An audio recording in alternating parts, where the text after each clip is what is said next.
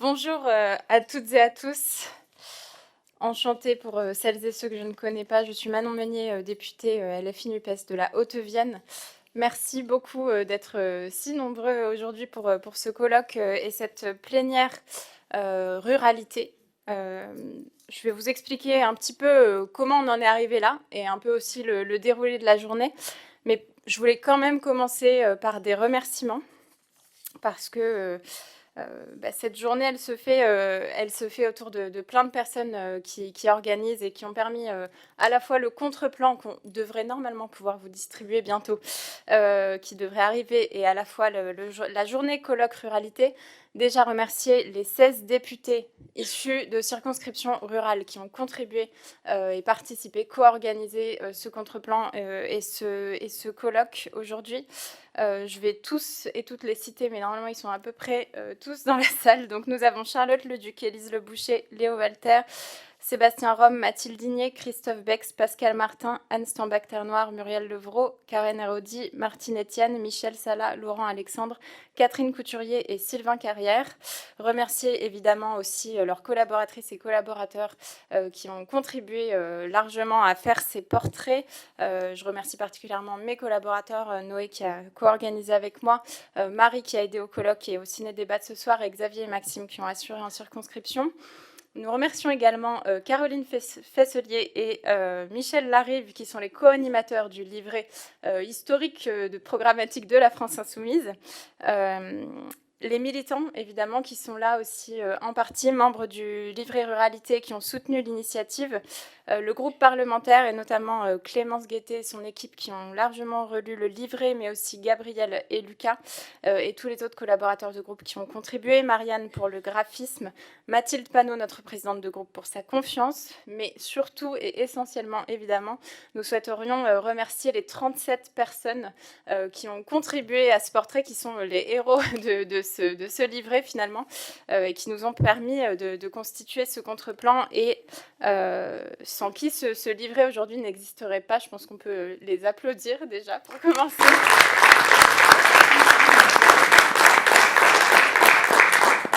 Et évidemment, remercier aussi toutes les intervenantes et intervenants qui ont accepté de venir aujourd'hui pour nos tables rondes.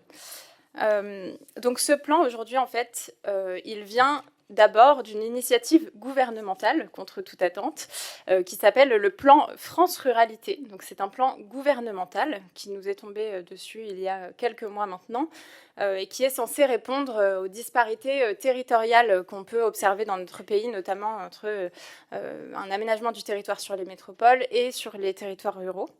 Et donc dans ce plan France Ruralité, eh bien, nous avons par exemple 90 millions pour la mobilité, pour toute la France, sur 3 ans, pour les ruralités.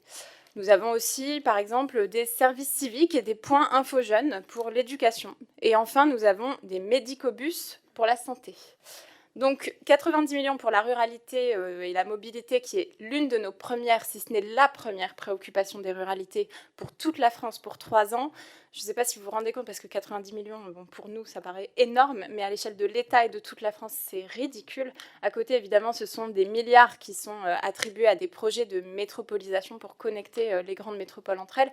Et nous, on a besoin aussi de milliards pour entretenir nos petites lignes ferroviaires, refaire des gares, assurer le service de bus pour les dessertes scolaires. Et ces milliards, évidemment, ne sont pas là. Alors, les points info-jeunes pour l'éducation, il suffit de venir une semaine chez nous pour réaliser finalement que ce dont on a besoin, ce sont de professeurs, ce sont de remplaçants, ce sont des accompagnantes d'élèves et des accompagnants d'élèves en situation de handicap. Et donc, on nous donne sur le plateau plutôt des points info-jeunes. Et puis, les médicobus, ce sont ces fameux bus qui transportent des médecins qu'on ne trouve finalement on ne sait pas où, et puis arrangez-vous pour tomber malade au moment où le bus passera chez vous. Donc ça, ce sont les propositions aujourd'hui du gouvernement. Et ce que nous avons souhaité faire, donc avec les 16 députés co-organisateurs pour la France Insoumise, c'est de partir du terrain, donc de partir de vous qui êtes avec nous aujourd'hui, infirmière libérale, membre d'associations, institutrice, accompagnant d'enfants en situation de handicap, éleveurs, maraîchers, qui font vivre ces ruralités, qui aident les essentiels de ces ruralités.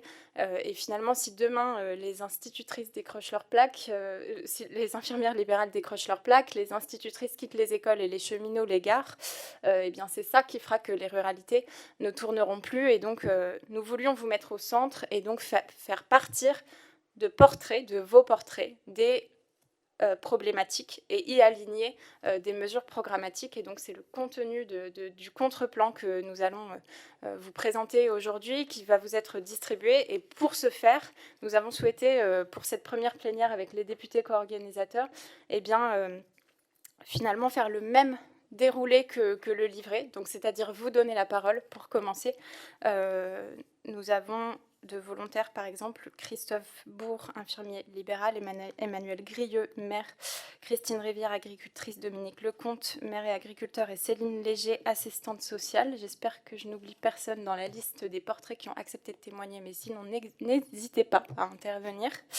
Et donc, vous allez être les premiers à intervenir pour cette plénière, pour justement illustrer les difficultés et aussi les initiatives positives que vous portez dans les ruralités. Et ensuite, ce seront des députés qui donneront des portraits, qui dresseront le portrait de personnes qui n'ont pas pu être là avec nous aujourd'hui pour aligner nos mesures programmatiques. Et à la fin, si on se débrouille bien, on aura peut-être un petit temps d'échange, mais ce n'est que le début de la journée, puisque on aura aussi 3 tables rondes cet après-midi sur les services publics et les disparités territoriales. Je vous redonnerai le déroulé à la fin. N'hésitez pas à venir nous voir si vous voulez plus d'informations. Et encore un grand merci à toutes et à tous pour votre présence. Et je laisse la parole donc à Christophe Bourg. Très bien, merci. Alors excusez-moi, j'ai oublié de dire que oui, n'hésitez pas à utiliser le micro parce que donc c'est filmé et on vous entendra mieux avec le micro. Merci. Bonjour à toutes et à tous. Donc, je m'appelle Christophe Bourg, j'ai 49 ans. Je suis marié, j'ai 2 enfants et je suis infirmier libéral. Je suis infirmier depuis 1997 et infirmier libéral depuis 2012. Donc j'ai maintenant plus de 10 ans d'expérience en tant qu'infirmier libéral. En complément de ma formation initiale, j'ai passé 2 diplômes d'université, à savoir le diplôme d'université en plaie et cicatrisation, qui est assez courant pour les infirmiers, et celui un petit peu plus spécifique sur tout ce qui est ulcères et techniques de compression et lymphologie. Voilà. Je tenais quand même à remercier donc Anne Stambart-Terre-Noire pour son invitation et me permettre de m'exprimer devant vous aujourd'hui. Faut savoir qu'être infirmier en zone rurale, c'est un choix de ma part. Voilà, on a cette opportunité dans nos métiers de pouvoir faire de la ville, de l'hôpital, de la clinique, de zone rurale. C'est un choix que d'être en zone rurale. Maintenant, c'est un choix qui n'est pas forcément évident et tous les jours, dans le sens où on a des contraintes horaires qui sont assez importantes. Je commence mes journées en gros à 6h15. Je les finis entre 20h30 et 21h. À cela s'ajoute en zone rurale forcément beaucoup de kilomètres. Ce que je qualifierais comme une petite journée, c'est 150 km, c'est plutôt 200 km par jour. Se pose donc forcément la problématique aujourd'hui de savoir le prix de l'essence, le prix du gasoil. Voilà. Alors je sais qu'il y a les aides pour l'électrique, tout le monde en parle, mais voilà, on est quand même sur des tarifs qui sont très très élevés. Pour l'anecdote, l'année dernière, lorsque les tarifs avaient été à plus de 2 euros au niveau du gasoil, nous avions eu très généreusement 1 centime d'euro, je précise, pas 1 euro, 1 centime d'euro de majoration pour nos kilomètres. Bon, vous comprenez bien que quand un prix au plein prend 10, 15, 20 euros, on ne va pas bien loin avec ça. Ça, c'est une première problématique, je dirais. Il faut savoir que notre métier, c'est un métier qui est en constante évolution. Le métier que je faisais il y a environ 10 ans, c'est presque plus le même que je fais aujourd'hui.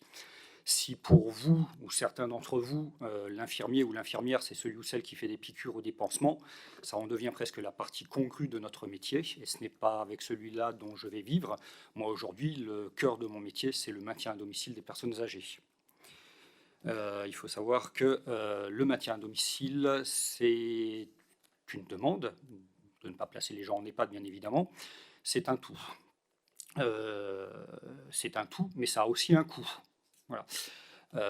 Mais entre le coût en EHPAD et le coût d'avoir des infirmiers et des intervenants à domicile, ça sera toujours moins cher d'avoir des intervenants à domicile comme nous.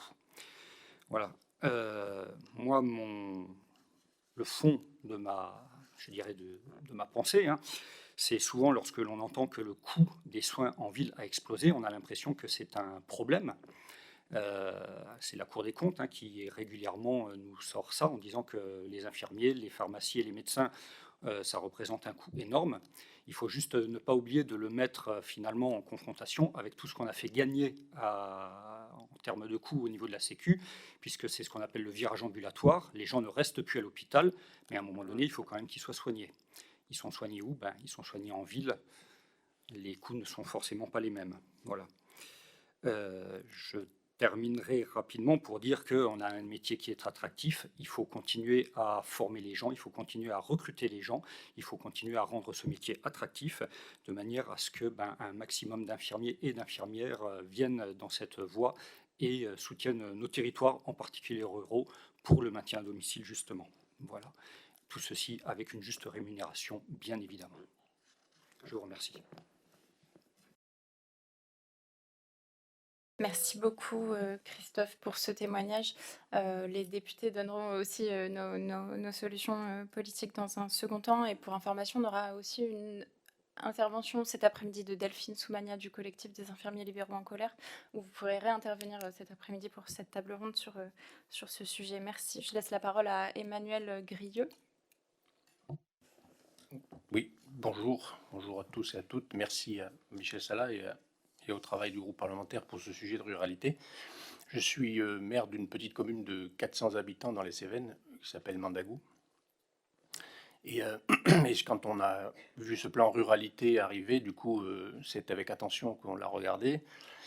Et effectivement, on voit que des choses ont été entendues, mais des réponses de surface ont été apportées. Notre quotidien, vous l'avez évoqué, sur la mobilité est une réalité. Sur, notamment chez nous dans les Cévennes, on ne parle pas en kilomètres, mais on parle en temps. Et nos routes sont dans un état qui est constamment décrié, ou en tout cas problématique. Les infrastructures, on sait que c'est un territoire en terrasse, et donc les routes sont sensibles et fragiles aux aléas. Donc la mobilité est un véritable problème, notamment sur la complexité du développement d'un schéma de mobilité qui doit être effectué pour ouvrir des lignes, la complexité des opérateurs, parce que c'est la région qui est détentrice de la compétence.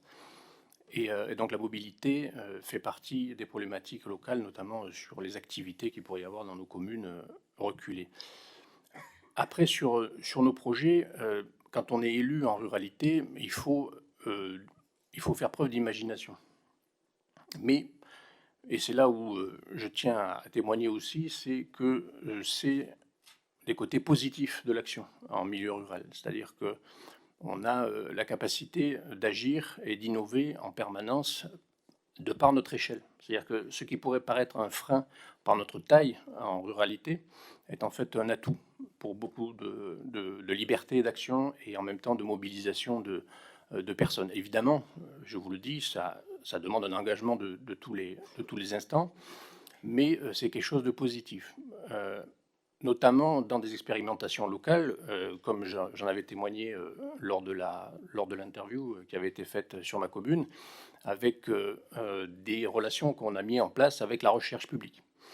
Et la recherche publique sur les territoires ruraux chez nous, je trouvais que on a expérimenté ça, notamment suite aux intempéries qu'il y a eu en 2020, et ça a apporté quelque chose de formidable, notamment en termes de résultats, mais en termes d'économie de coûts, puisqu'on a la recherche publique qui arrive avec une vision objective sur nos territoires et qui nous permet d'avoir une action innovante et qu'il faudrait, que je m'attache à promouvoir, en tout cas, dans cette action.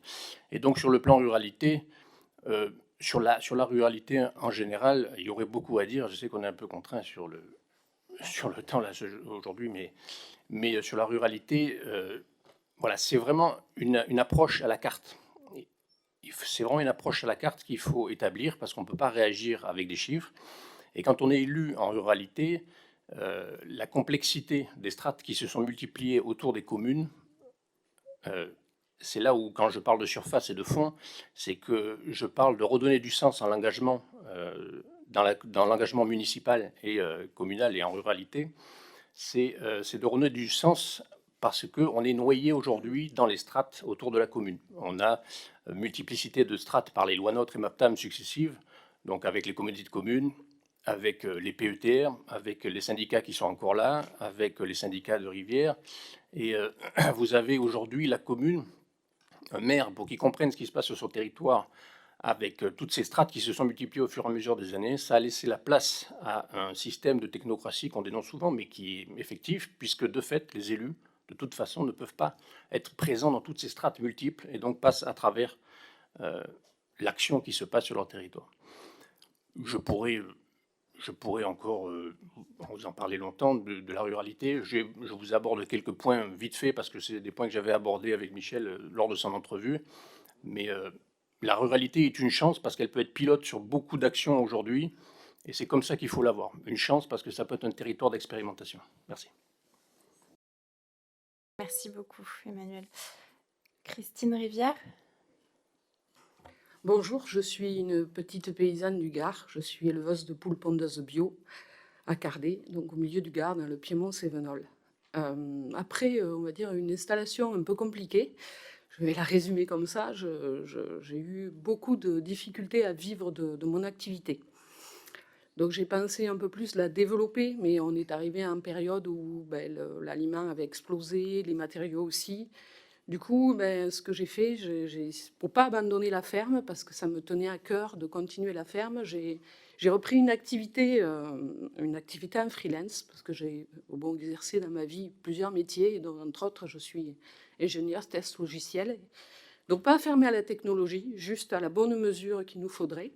Et donc j'ai repris cette activité depuis peu, parce que malheureusement, je ne vivais pas de la ferme, parce que c'est très très difficile, en fait, face à l'agro-business, de survivre, parce que on est dans un monde où, comment dire, on voudrait une agriculture sans agriculteurs, comme on a voulu une industrie sans usine. Et là donc, voilà, moi, je me suis dit, à mon niveau, ce que je vais faire, je vais reprendre une activité. Donc j'ai 2 salariés, enfin salariés qui sont saisonniers, parce que moi, étant freelance, je ne peux pas leur proposer autre chose que des contrats salariés. Et du coup, ensemble, avec mes 2 salariés, on met en place l'entreprise que j'aurais rêvé, parce qu'une petite ferme, c'est une entreprise que j'aurais rêvé d'avoir où je travaille. C'est-à-dire que les personnes collaborent avec moi, on réfléchit ensemble aux stratégies de l'entreprise, comment on va la développer, quels choix on va prendre ensemble, parce que ça les touche, elles sont à côté, elles ont envie que ça perdure, moi aussi. Mes AMAPIEM, parce que je suis qu'en vente directe, mes AMAPIEM me soutiennent beaucoup. Et j'ai à cœur de continuer à proposer donc des œufs qui sont dans un prix raisonnable, qui sont bons, parce que les animaux sont dans des bonnes conditions. Et du coup aussi, ça me permettra d'investir sur la ferme, parce que malheureusement, ça coûte très cher en fait l'agriculture pour investir, même si on veut investir à low-tech. Par exemple, j'aimerais bien mettre en place un puits canadien pour rafraîchir les poulaillers l'été, parce que chez nous, ça devient la catastrophe l'été. Je ne sais pas si vous avez vu la petite vidéo, mais Michel, je le remercie d'être venu d'ailleurs, mais il est venu au moment où la ferme, elle vit des moments très difficiles parce qu'il fait très chaud. Nous, on aurait envie que les gens viennent presque quand c'est vert, parce que ça devient tellement rare quand c'est vert chez nous, que voilà, on aurait envie de la présenter, la marier de bonne. Mais voilà, c'est bien qu'ils soient venus voir justement aussi quand c'est compliqué.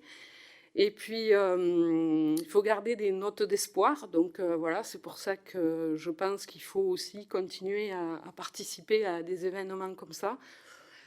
Et comment dire, voilà, juste essayer de nous, à notre mesure, de petits paysans, de se débattre face à cet agro-business qui quand même de plus en plus prend de l'espace. Moi, j'ai du mal à investir pour un centre d'emballage pour mes œufs ou pour faire de la transformation. Par contre, tous les jours, on m'appelle pour mettre des panneaux solaires sur mes terrains, quoi. Bon, moi, je ne peux pas en plus, je suis locataire, je suis en bail avec Terre de Liens, qui heureusement est là aussi. Mais voilà. Et puis recevoir aussi des personnes pour nous aider. Bon, mais je vous remercie. Je suis un peu émue, je suis désolée. Merci beaucoup pour ce témoignage, et on aura pas mal de choses à dire aussi En point politique sur l'agriculture, il y a une loi d'orientation et d'avenir agricole notamment qui arrive bientôt. Je laisse la parole à un agriculteur aussi et maire, Dominique Lecomte. Celui-ci. Bien, bonjour. Donc, ouais, moi, je cumule donc maire et agriculteur donc en Dordogne, sur une petite commune qui s'appelle Saint-Martial d'Artancé. Donc moi, je me suis installé en 1995, on va dire après aussi, en étant bien impliqué dans tout ce qui était promotion de l'agriculture bio, que ce soit la FNAB, que ce soit aussi dans les syndicats. Et agriculteur parce que c'était un espace de liberté. Pour moi, c'était un espace de liberté. L'engagement aussi par la bio, c'était dans le même esprit. Une liberté et une protection de l'environnement qui m'était chère. Donc ça, on était en 1995. L'engagement après dans les structures bio, ça a été au niveau du département, au niveau de la région, au niveau national, syndical, pareil. Et c'est vrai que voilà, je fais partie un peu d'une génération où on a été motivé par une volonté politique de faire évoluer les choses, notamment les orientations PAC et la ruralité, j'ai envie de dire, dans son ensemble. Évidemment, un peu d'engagement politique. Et à un moment, dans le parcours personnel, on s'est dit, avec une petite équipe avec qui on discutait au niveau de la commune, on s'est dit, il faut y aller maintenant. Maintenant, on va passer une étape. On s'était présenté une première fois. Bon, on n'était pas très nombreux, ça n'avait pas fonctionné. Et en 2019, on a dit, on essaie de prendre la mairie. 900, à l'époque, il y avait 980 habitants. Et donc, nous avons été élus en 2020. Et ce que je n'avais pas forcément prévu, j'en suis devenu maire. Et là, la complexité de la complémentarité des activités, agriculteurs, maires, ça a été vite difficile à gérer. Et par contre, pour reprendre ce que disait le collègue, pareil, j'en avais vraiment conscience qu'il fallait être aussi communauté de communes, quelques syndicats. Donc voilà, je suis aussi parti là avec deux vice-présidences en plus. Une en communauté de communes et une en syndicat de rivière, et en participant aussi au bureau des pays, qui sont des structures vraiment très, très intéressantes. Donc là, la ferme, ça a été compliqué, très, très compliqué. Mais nous avons géré. Après, alors sur la commune, je reviendrai un peu sur l'activité de la ferme tout à l'heure. Et sur la commune, première année, on perd un poste d'instituteur, juste après le Covid. Bon, déjà, on a été élu avec le Covid. Première année, dès qu'ils ont lâché, on a perdu un poste d'instit. Fermeture d'école, ça c'est pour le maire. La fermeture, c'est l'éducation. Non, la suppression du poste, c'est l'éducation. La fermeture de l'école, c'est le maire. En termes de popularité, on a fait mieux. Deuxième année, nous avions une usine avec 750 salariés, qui a compté jusqu'à 750 salariés, qui était en difficulté depuis plusieurs années, qui a été mise en liquidation. Et je remercie les députés qui se sont déplacés aussi à cette époque. Pascal Martin, député, François Ruffin aussi, qui était venu. Et du coup, beaucoup de temps à y passer. Et troisième année, un conflit avec la communauté de communes qui s'est désengagée d'une de ses compétences obligatoires, qui est le tourisme, puisque nous avions sur notre commune un site touristique. Donc tout ça, c'est très, très chronophage, c'est du temps, c'est de l'implication. Et pour ce qui a été dit, c'est vrai que si on veut lancer des projets, si on veut être novateur, le milieu rural, il y a sa place. On avait lancé une maison d'innovation citoyenne, on avait voulu lancer une maison de la reconstruction pour des mères isolées ayant subi des violences intrafamiliales. Beaucoup de projets, mais on manque beaucoup d'ingénierie, on manque énormément de moyens, et ça, on le retrouve c'est très difficile de se faire accompagner, même si on a bien les idées, même si on a du temps, des fois, à y passer. Il nous manque vraiment, vraiment de moyens humains. Voilà, moi, ce que j'en dirais. Merci. Merci beaucoup, Dominique, et Pascal reviendra dans pas longtemps sur les solutions politiques associées. Céline Léger. Oui, bonjour à tous. Merci à Martine, à ses équipes et au groupe parlementaire pour l'initiative. Alors moi, je suis Céline Léger, assistante sociale dans un territoire, au territoire de Longwy, donc dans le Meurthe-et-Moselle, pour vous situer à la frontière belge et luxembourgeoise. D'ailleurs, le Luxembourg n'est pas, est un gros poids sur notre territoire, puisque, et certes, on a l'essence moins chère là-bas, mais on a aussi énormément de travailleurs qui passent la frontière pour aller travailler là-bas. Et justement, dans le service social, ça fait à peu près 20 ans que je travaille, et une de nos inquiétudes aujourd'hui, à nous, professionnels de ce secteur, c'est qu'on voit nos collègues s'en aller. Donc ça a commencé par les infirmières, qui sont partis sur la Belgique, puis le Luxembourg, et puis là, les travailleurs sociaux. Malgré qu'il est beaucoup moins facile pour une assistante sociale d'intégrer un poste d'assistante sociale au Luxembourg, bah voilà, ça c'est déjà une grosse problématique, et elles s'en vont pour minimum le double, c'est-à-dire 5 000 euros net à peu près. Donc c'est sûr qu'on a des conditions salariales et des conditions de travail globalement inégalables. Donc on a à peu près 50% du territoire de la population active qui passe la frontière. Ce qui engendre les difficultés de mobilité, effectivement, on les a tous, je ne reviens pas là-dessus, mais ça engendre aussi des difficultés dans la création du lien avec l'usager et dans la prise en charge de sa situation, puisque j'ai connu un temps où on avait des partenaires qui étaient j'ai envie de dire historiques dans leur poste, qui connaissaient bien, qui avaient eu une transmission digne de ce nom, et qui connaissaient très bien leurs emplois et leurs missions, et les moyens qui s'offrent à eux pour exercer leurs emplois. Aujourd'hui, on se retrouve avec peu de partenaires, puisqu'il y a quand même un démantèlement des services publics, et qu'en ruralité, on est très impacté par ça. Donc, c'est-à-dire que, pour vous donner une idée, pour aller au tribunal, il faut partir en voiture. Il n'y a pas possibilité d'aller en bus ou autre. Et pour tout ce qui est un peu plus spécialisé, c'est Nancy, et c'est 1h30 aller, sans pour autant pouvoir y accéder facilement par des transports en commun. Donc on est sur un territoire particulier, et en tant qu'assistante sociale, on essaye de minimiser en fait les inégalités qui impactent les habitants des zones un peu plus rurales. Donc on va aller plus vers eux, et c'est vrai que ça nous demande plus de temps, et on a, comme je vous le disais tout à l'heure, moins de moyens, moins de collègues, moins de partenaires, et dans nos métiers, il faut à peu près 8 mois, 1 an pour bien maîtriser vraiment tous les contours, et on a un turnover très important. Donc la création d'une relation d'aide, ça prend du temps. L'instauration il faut de la confiance. Donc le temps, c'est notre première revendication en tant que travailleurs sociaux. Le partenariat, on est sur un territoire où il y a à peu près 10 000 personnes qui n'ont pas accès à un médecin traitant, pour vous donner aussi une idée des difficultés. Alors, la proximité du Luxembourg, je le disais, nous amène aussi de grandes difficultés d'accession à logement et à l'immobilier, que ce soit à la location ou à la vente, puisque les salaires luxembourgeois ont fait... c'est un peu de la spéculation. Ce qui reste pour la population que nous rencontrons, donc les plus fragiles de nos populations, c'est des logements, pas de logement. Donc, par exemple, pour solliciter un DALO, vous savez, le droit au logement opposable, c'est 16 mois d'attente minimum. Et là, on peut demander un DALO qui va encore prendre du temps. Et puis sinon, c'est des logements indécents. Voilà, donc nous, on essaie de s'adapter en fonction du tissu associatif, qui là aussi a été maltraité ces dernières années par les politiques menées, qui sont basées sur qui se basent sur l'assistanat. Donc il faut changer de méthode. En fait, il faut voir l'usager non pas comme le problème, mais comme un acteur qui peut faire partie de la solution. Et puis développer davantage et aider au développement du milieu associatif et du partenariat.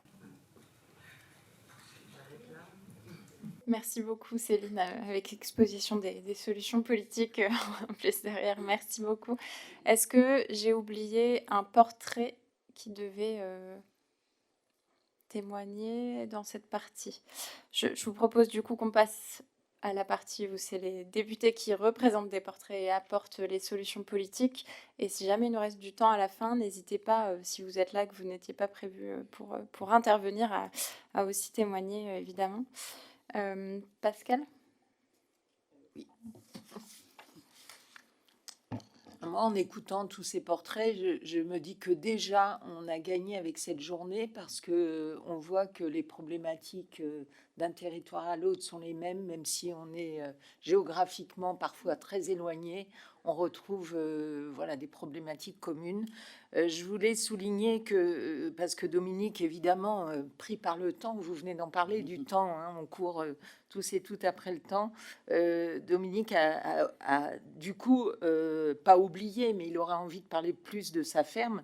Et donc, faut savoir que la ferme qu'il coordonne aujourd'hui avec d'autres personnes, vous trouverez dans le livret qui est en train de nous être distribué d'ailleurs, deux autres portraits, celui d'Hélène Lecomte, qui est donc ouvrière agricole et bénévole sur une maison d'initiative citoyenne, et celui de Maud Rebière, qui est paysanne herboriste, et j'insiste beaucoup sur le paysanne herboriste parce qu'elle est très fière, parce que son syndicat vient de décrocher cette qualification de paysanne herboriste avec des formations à la clé, et donc c'est très important. C'est quelqu'un qui toute sa vie a mené des études pour toujours s'améliorer plus dans ce qu'elle défend autour de l'herboristerie, mais le côté paysan, paysanne lui paraît essentiel, puisqu'elle travaille avec la nature, tout comme Dominique, tout comme Hélène.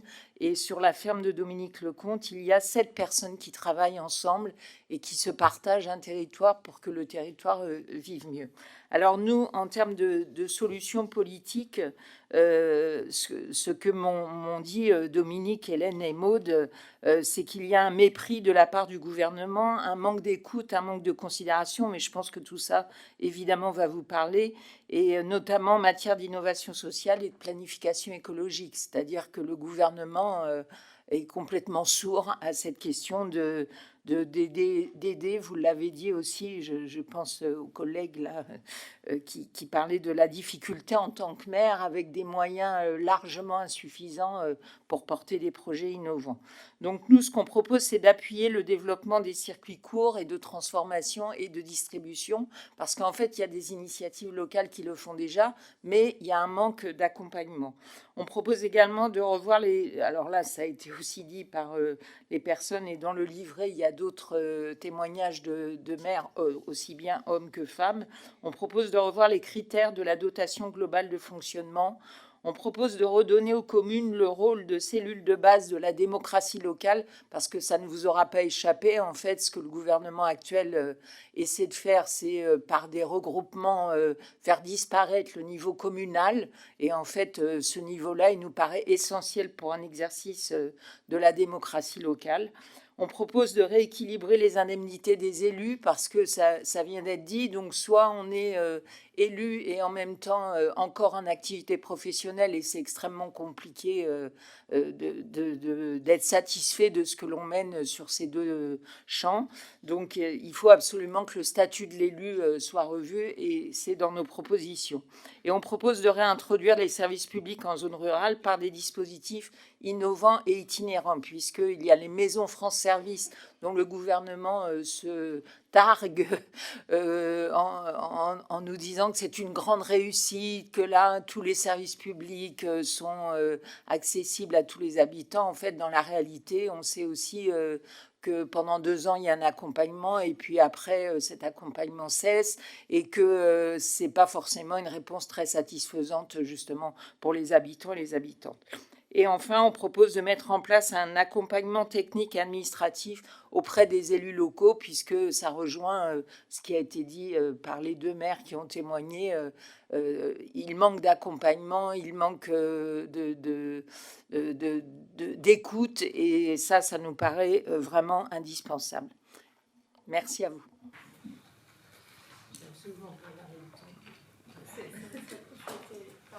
Tu étais dans le timing, Pascal, très bien, merci.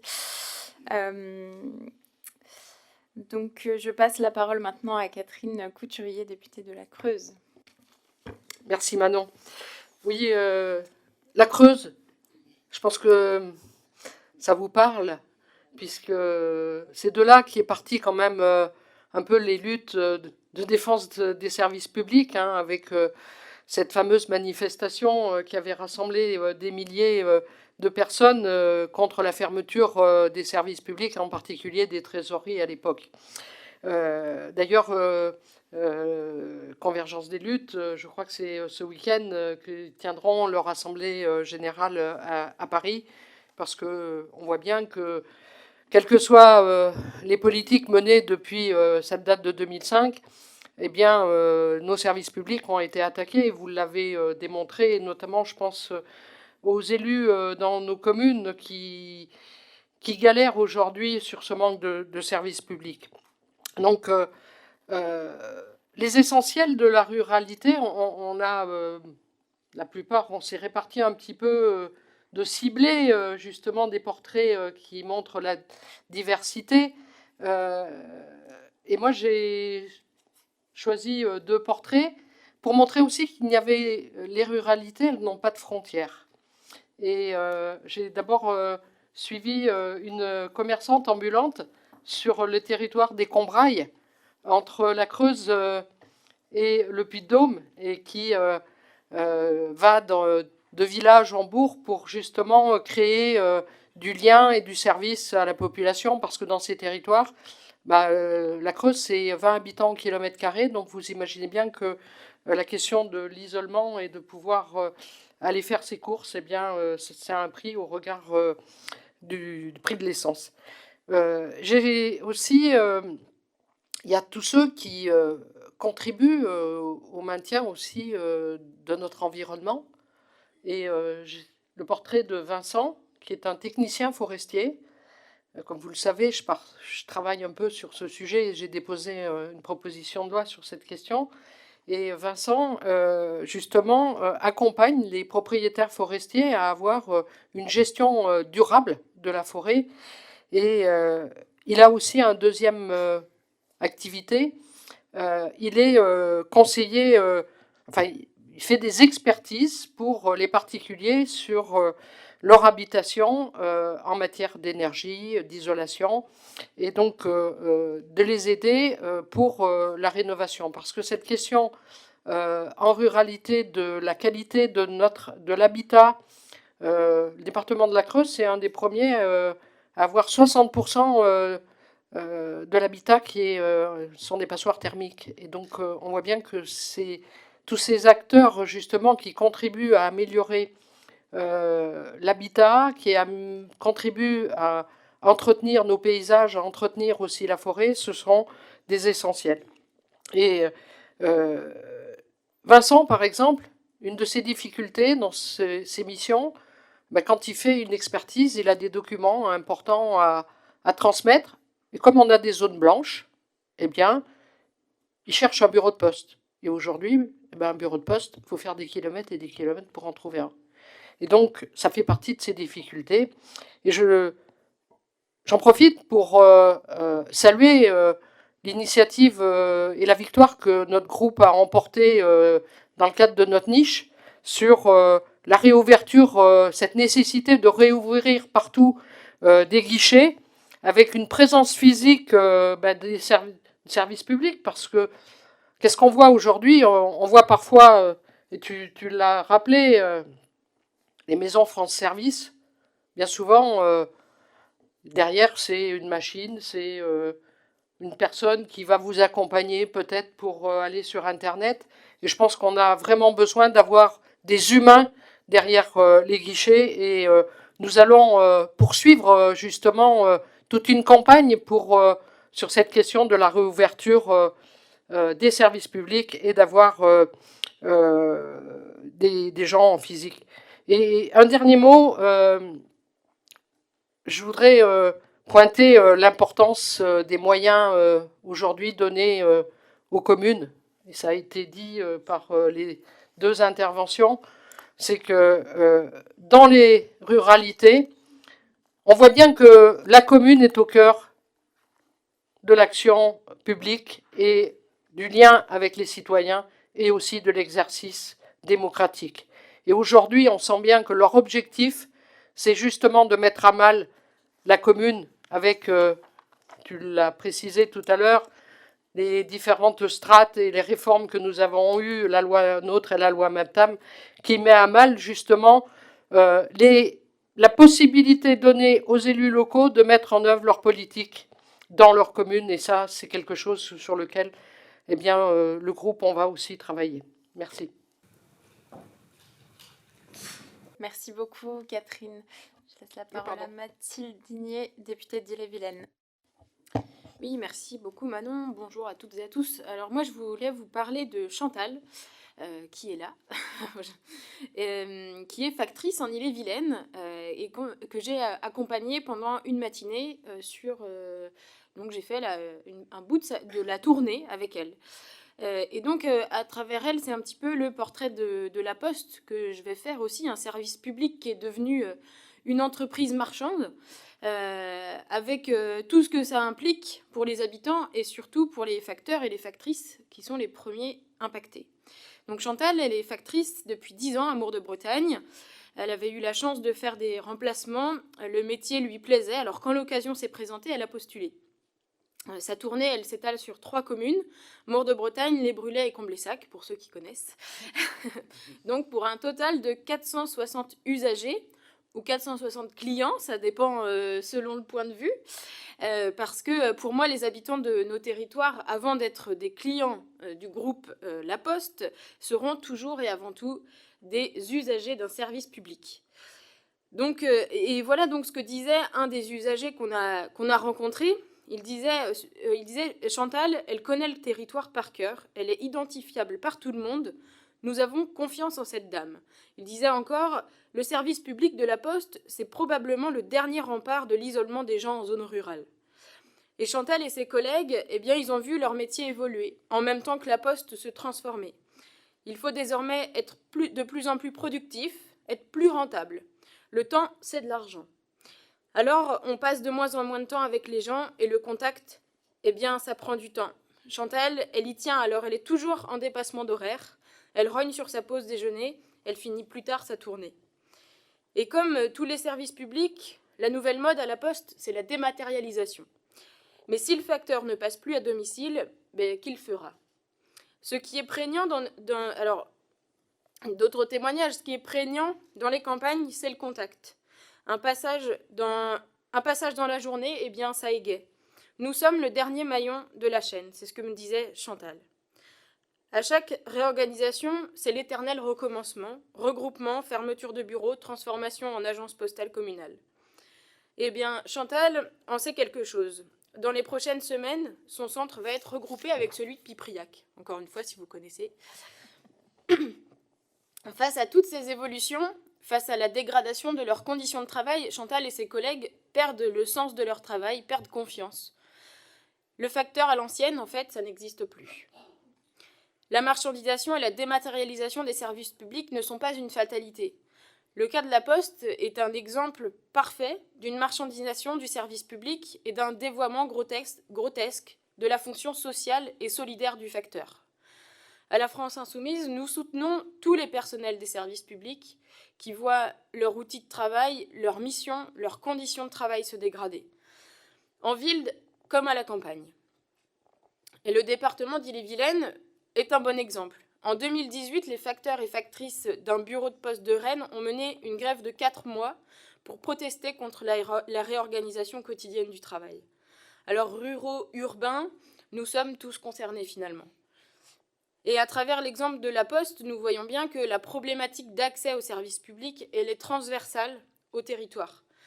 Et donc, face à ce constat, nous voulons stopper les fermetures des services publics et mettre en place un plan de redéploiement sur le territoire. Donc, Catherine en a parlé, je voulais juste aussi aborder cette victoire qu'on a eue lors de notre niche parlementaire sur l'obligation de maintenir l'ouverture des accueils physiques dans tous les services publics.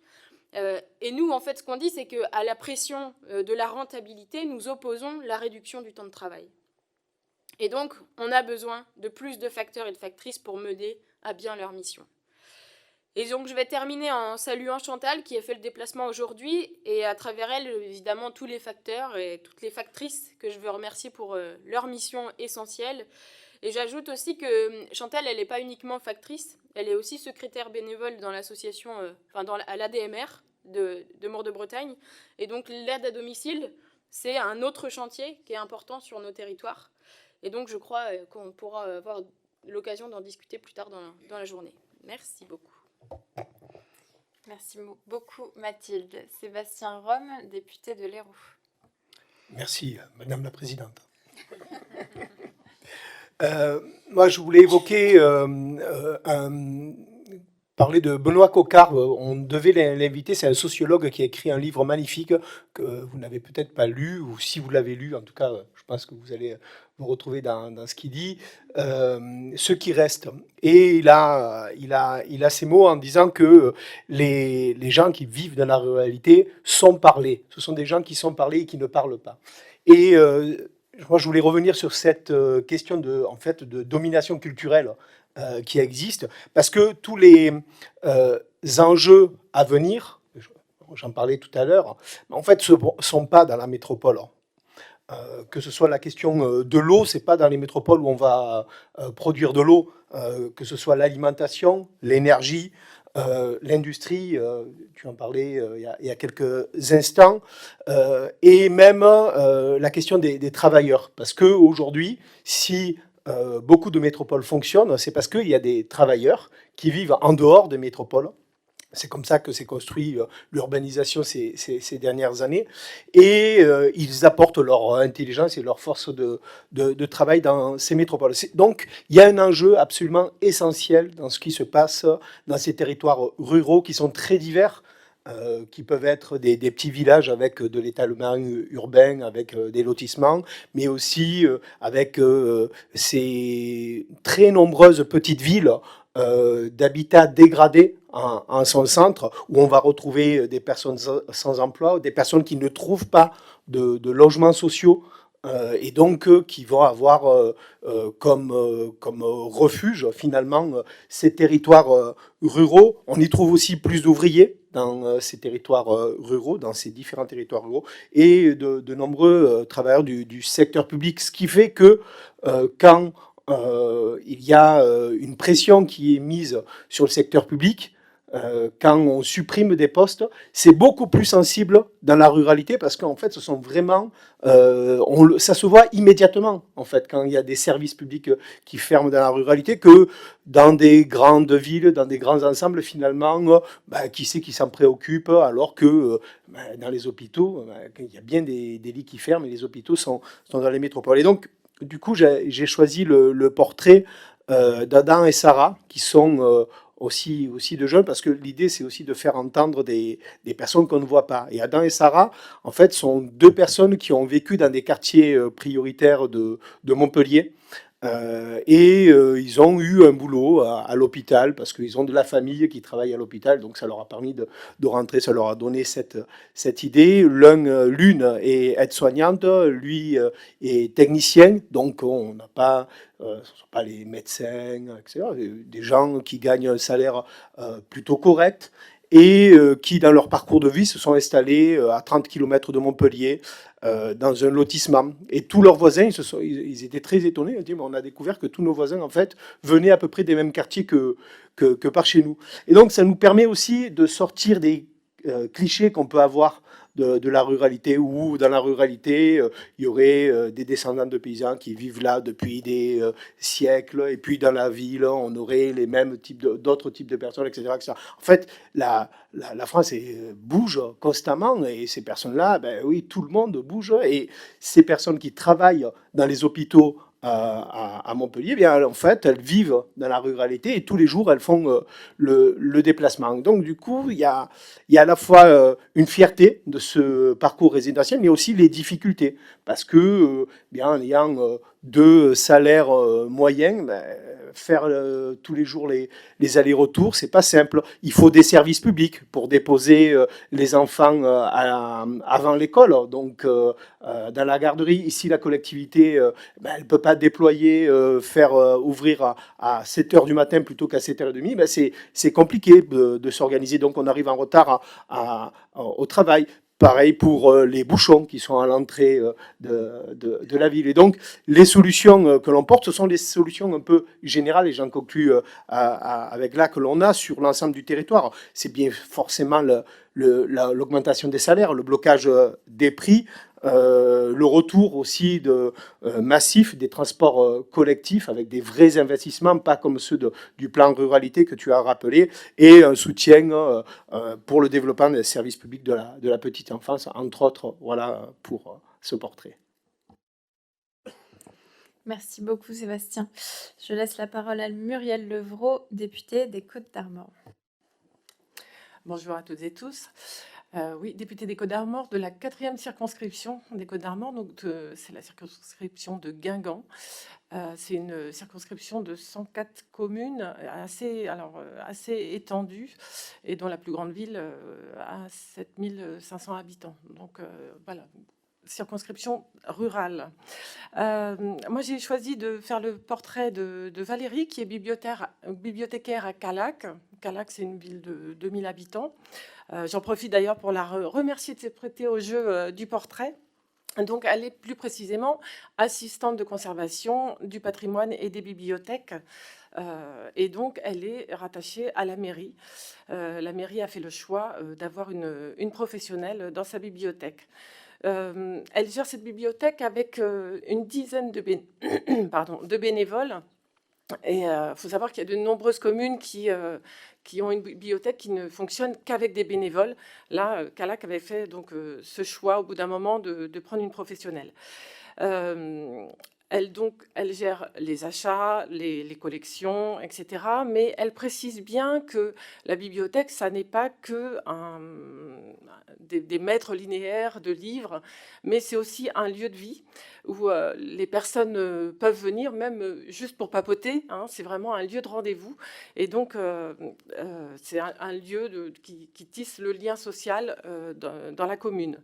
Elle accueille également les classes de la commune, et il faut savoir que souvent ou parfois c'est le seul accès aux livres pour les enfants. Il n'y a pas des livres dans toutes les maisons, et le fait de pouvoir aller comme ça avec l'école dans les bibliothèques, ensuite les enfants peuvent plus facilement franchir les portes des bibliothèques ou des librairies. Donc là, il y a vraiment un accès très important pour les enfants à la culture. Elle travaille également en lien avec les associations de la commune, donc pour créer des événements culturels, évidemment.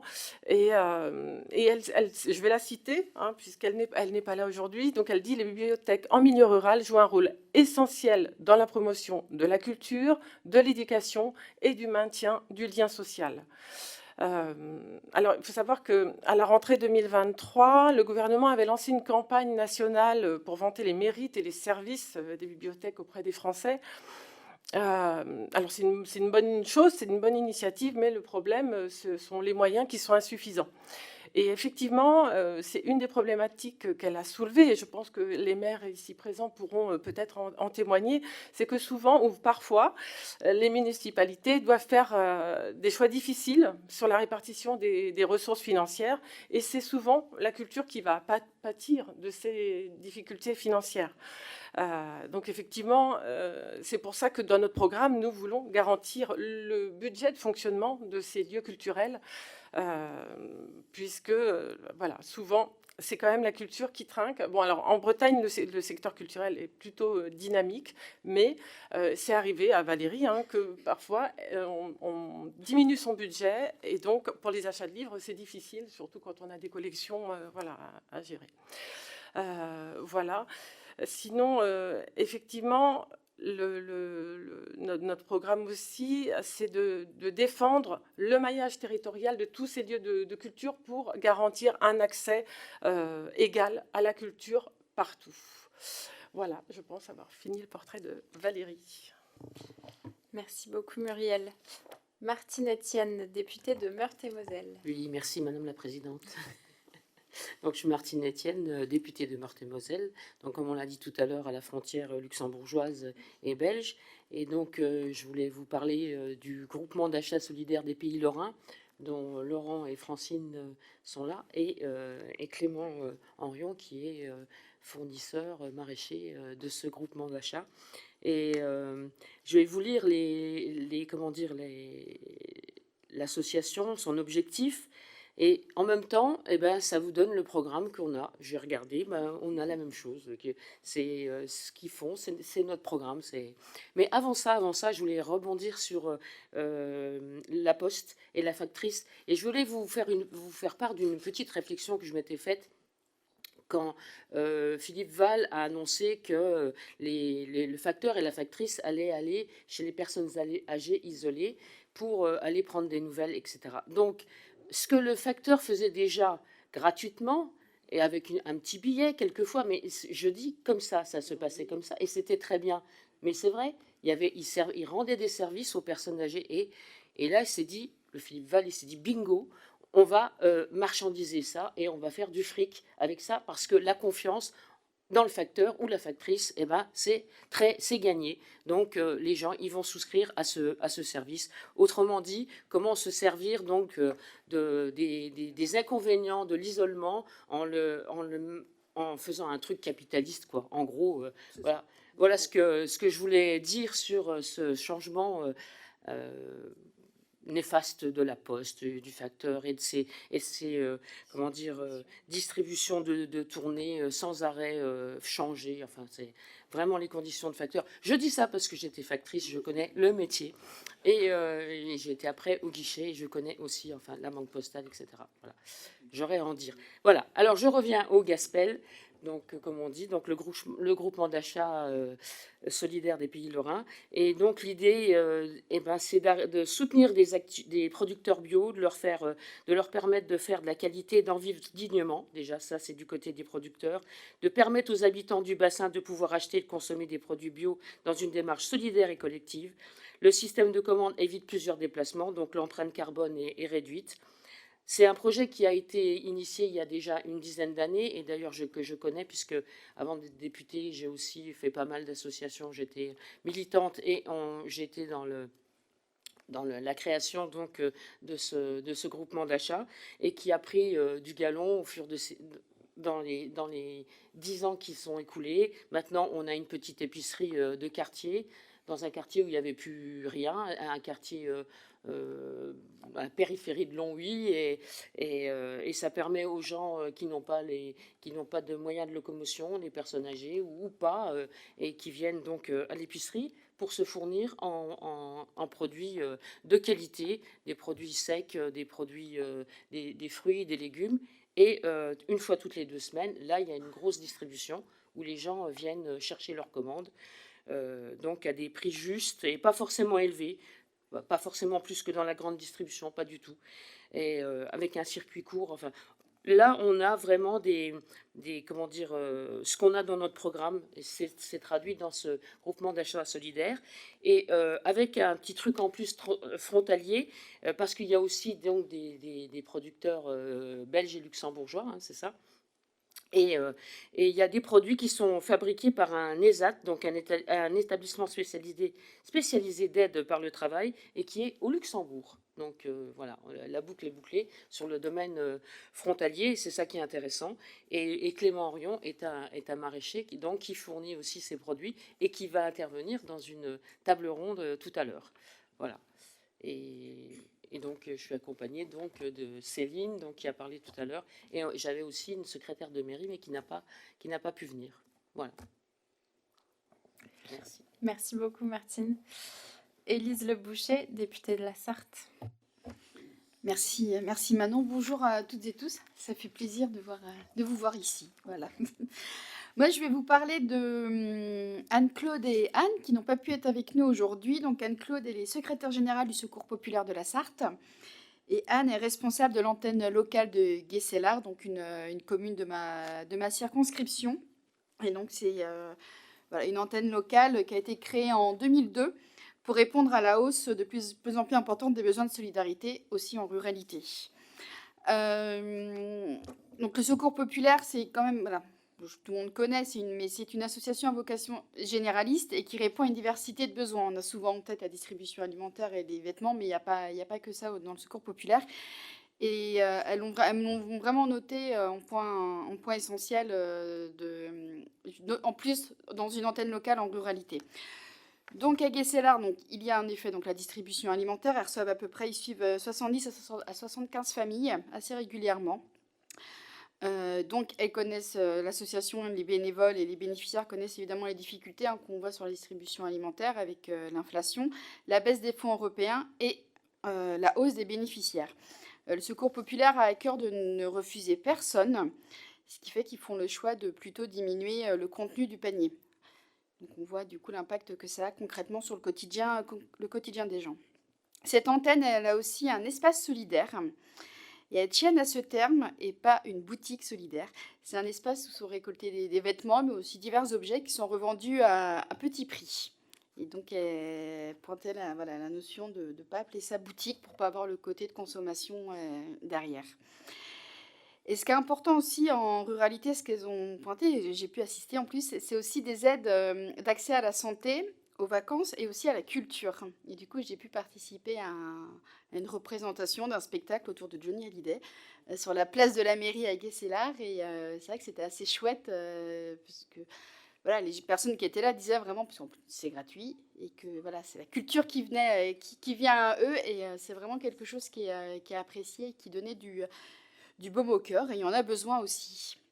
Alors, les difficultés quand même de l'antenne en ruralité par rapport, j'en discutais avec Anne-Claude, du coup, qui a aussi une antenne au Mans, donc du coup dans une grosse commune, dans une grosse ville. La différence et la difficulté pour les personnes, c'est la question de l'anonymat. L'antenne locale à Guesselard, elle est en plus placée dans le bourg, en plein centre du village, donc au milieu, à côté de la mairie, de la banque, du salon de coiffure, du petit supermarché du coin. Et donc la difficulté quand même pour les personnes d'oser venir, parce que voilà, c'est bien, tout le monde se connaît, donc ça diffuse assez vite, quoi. Donc c'était vraiment une des différences qu'elle pointait entre l'antenne en ville et l'antenne en commune. Alors nos propositions, évidemment des propositions déjà pour les personnes en elles-mêmes et lutter contre la précarité, donc il y a déjà certaines choses qui ont été dites, mais instaurer un blocage sur les prix de produits de première nécessité. Mais qui a un impact aussi pour l'association, parce qu'ils achètent eux-mêmes aussi des produits. Du coup, je pense aussi, on a évoqué la victoire sur le service public, mais la victoire de peu, sur la proposition de loi de Manuel Bompard, sur le blocage sur les marges de la grande distribution, qui aurait été quand même une belle victoire et qui aurait eu un impact fort sur le quotidien des gens. Évidemment, donc on l'a déjà dit, réintroduire un maillage des services publics, donc je ne vais pas revenir dessus. Créer une garantie d'autonomie, revaloriser les prestations sociales et garantir l'automaticité des prestations sociales pour lutter contre le non-recours aux droits. Parce qu'aujourd'hui, il y a énormément de personnes qui ne touchent même pas leurs droits parce qu'ils ne savent pas qu'ils ont le droit, parce qu'il y a une difficulté d'accès, il y a aussi la fracture numérique. Et puis oser aussi. Voilà, c'est ça. Et une proposition, nous, dans notre programme aussi, là, pour les associations, c'est évidemment indexer les subventions publiques aux associations locales sur l'inflation. Parce que là, elles sont percutées de plein fouet là-dessus et on ne peut pas compter que sur la bonne volonté de notre cher Bernard Arnault. Il faut que l'État fasse son job là-dessus. Donc voilà pour moi. Merci beaucoup, Élise, particulièrement d'avoir cité Bernard Arnault. Je pense qu'il manquait dans cette conférence. Merci, patron. Je laisse la parole à Anne Stambach-Ternoir, députée de Haute-Garonne. Merci beaucoup, Manon. Alors moi, j'ai eu la chance donc d'accompagner Christophe qui a parlé tout à l'heure, qui nous a parlé de son métier d'infirmier. J'ai pu l'accompagner donc sur toute la première partie de cette tournée, donc de 6h à 13h quand même. Donc déjà, merci beaucoup Christophe de m'avoir permis de te suivre dans ton travail et puis merci d'être avec nous aujourd'hui pour témoigner. C'est, je pense, précieux pour notre travail parlementaire. Et je voulais dire aussi que nous, politiquement, donc nous portons par exemple la révision du barème de remboursement kilométrique donc pour les infirmiers libéraux, parce que c'est insupportable en fait que ça ne permette pas de couvrir leurs frais. Je rappelle juste par exemple les remboursements sont pratiquement doublés pour les kinés. Pourquoi pas pour les infirmiers? C'est pas acceptable. Mais aussi une révision du barème des actes infirmiers, parce qu'il y a de nombreux gestes qui sont indispensables, pour beaucoup inhérents au développement du maintien à domicile dont tu parlais tout à l'heure, Christophe, et qui ne sont pas comptabilisés. Je pense par exemple à la mise de bas de contention. Ça paraît peut-être anodin, mais c'est nécessaire à beaucoup de personnes âgées et elles ne peuvent pas le faire seules. Et en plus de ça, il y a le fait que quand une personne a plusieurs soins, et bien en fait, le premier est compté, le deuxième est compté à 50%, à partir du troisième, ça n'est plus compté. Enfin bref, il y a beaucoup de choses à revoir. Derrière, il se pose évidemment la question de l'accès aux soins et un service public de santé, de proximité, notamment en ruralité. Christophe me disait que souvent, il y avait énormément de demandes, des fois des personnes dont ils ne pouvaient pas s'occuper. Et donc derrière, pour nous, il y a la question évidemment de la réouverture de services pour que plus personne ne soit à plus de 30 km d'un service d'urgence, d'une maternité, d'un EHPAD public et aussi d'un maillage du territoire autour de centres de santé publique pluridisciplinaires, justement, avec des professionnels qui seraient salariés. Et d'une manière générale, on a tout un panel de propositions pour lutter contre les déserts médicaux. On en parlera plus longuement tout à l'heure. On a une table ronde donc à 15h15 qui traitera notamment des problèmes de santé. Et moi, je voulais vous parler aussi de Mélanie, que j'ai aussi eu la chance d'accompagner, qui, elle, est accompagnante d'élèves en situation de handicap, donc les AESH, comme on dit, au collège de Bessières, donc dans le nord de ma circonscription, en ruralité. Mélanie, elle a 33 ans, elle était thérapeute, elle a fait d'abord quelques heures en tant qu'AESH comme complément de salaire, et puis c'est devenu une passion, elle a découvert une vocation, elle en a fait donc son métier, et moi, en l'accompagnant donc toute une après-midi, j'ai pu voir déjà le lien évident qu'elle a su construire avec les élèves, la confiance, la complicité qui était visible. Et là, en plus, on parle d'adolescents, donc c'est un moment particulier, avec en plus pour ceux qui ont des troubles divers, la difficulté du regard qui est porté sur eux. Et elle, elle les aide à gérer leur hyperactivité, des émotions des fois qui sont fortes. Elle les aide à la prise de notes, que ce soit pour des problèmes moteurs ou pour tout simplement la concentration qui ne tient plus. Elle les aide aussi à participer à l'oral, etc. Elle a un rôle d'AESH qu'on appelle collectif, c'est-à-dire qu'en fait, elle est associée au dispositif Ulysse de l'établissement. Elle s'occupe des 16 élèves qui sont en dispositif Ulysse, mais comme évidemment dans cet établissement, comme partout ailleurs, il manque cruellement d'AESH, bien elle a décidé d'accompagner aussi une jeune fille qui a besoin d'un accompagnement, qui est dans la même classe que certains élèves qu'elle suit et qui n'a pas d'accompagnement alors qu'elle devrait en avoir un. Comme elle m'a dit, pas question de la laisser tomber comme ça. Et d'ailleurs, il y a eu un moment très touchant auquel j'ai pu assister autour de cette jeune fille qui s'est portée volontaire pour participer, pour réciter une poésie. Et donc j'ai vu Mélanie l'encourager, la soutenir à côté, y compris par sa présence physique. Et non seulement cette jeune fille s'en est très bien tirée, mais en plus, spontanément, toute la classe l'a applaudi. C'était un moment d'humanité que j'ai trouvé superbe. Et donc, au-delà de ça, donc, qu'est-ce qu'on peut constater? Évidemment, c'est le manque criant d'AESH. Ça, c'est, je pense, commun à l'ensemble du territoire. Dans ce collège, il y a plein d'enfants qui n'ont pas de solution d'accompagnement. Je parlais de cette jeune fille, donc finalement, qui est accompagnée grâce à Mélanie, mais beaucoup n'ont pas cette chance. Derrière, c'est des conditions de travail difficiles pour les AESH, avec une rémunération qui souvent avoisine les 900-950 €, donc qui est pas du tout acceptable. Et puis, il y a toutes les difficultés qui sont liées à la ruralité, les spécificités dues au territoire. Et là, par exemple, pour les enfants, ça veut dire que comme il n'y a pas des dispositifs Ulysse partout, certains de ces élèves font plus de 50 km par jour pour venir dans l'établissement. Ça veut dire de la fatigue qui s'ajoute aux troubles qu'ils peuvent avoir. Ça veut dire derrière des difficultés à faire les devoirs, difficultés à se concentrer.